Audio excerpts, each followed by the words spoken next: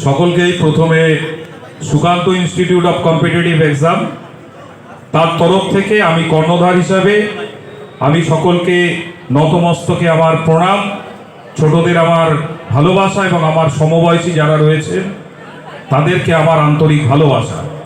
আর তার আগে যে মানুষটিকে আমি প্রণাম না করে পারি না তিনি হচ্ছেন আমার শিক্ষক, আমার স্কুলের শিক্ষক সমীপ ফণি স্যার, যার আশীর্বাদে আজকে এই জায়গা পৌঁছতে পেরেছি।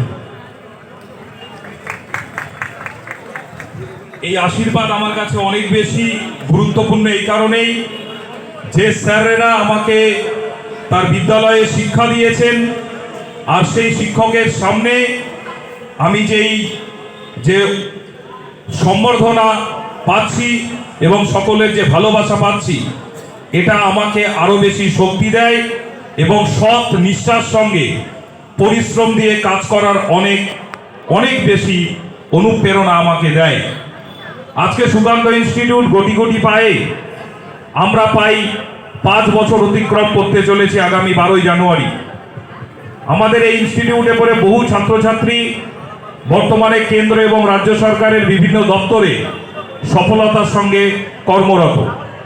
আমাদের এখানে বর্তমানে 40 জন শিক্ষক শিক্ষিকারা এখানে বিভিন্ন স্কুল এবং কলেজে প্রাক্তন শিক্ষক শিক্ষিকারা এবং তরুণ তৎতাজা শিক্ষক শিক্ষিকারা পঠন পাঠন দিয়ে থাকেন।